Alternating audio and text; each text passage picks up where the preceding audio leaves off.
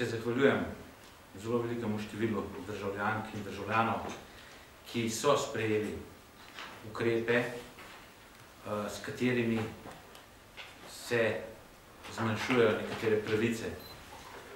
Navsezadnje z zakonom o uravnoteženju javnih financ se na nek način zmanjšujejo pravice na vseh področjih in se tako, da bi bilo to čim bolj neboleče.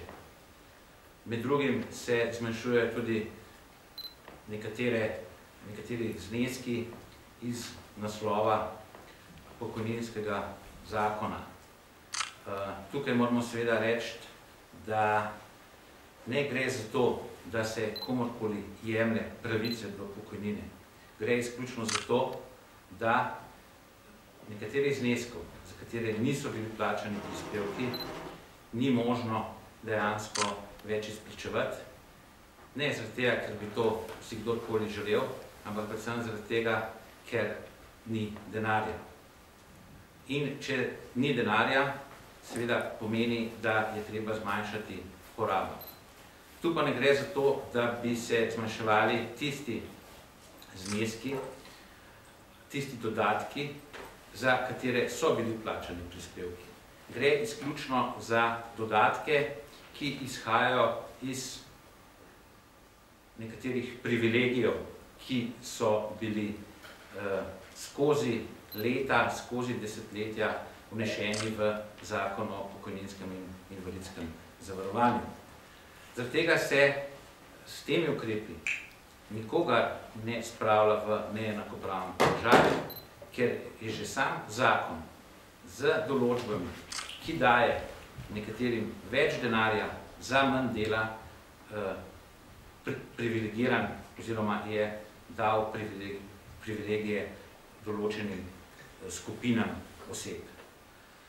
Zato je seveda so nekatere navedbe, ki so bile danes izrečene, seveda po mojem mnenju nepravilne in seveda, bom rekel, tudi neutemeljene.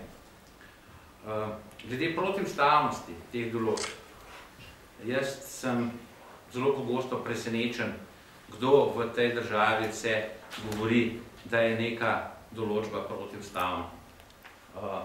Navsezadnje jaz si takih navedb ne dovolim, ker dajem izključno pravico, da o ustavnosti oziroma protiustavnosti odloča Ustavno sodišče.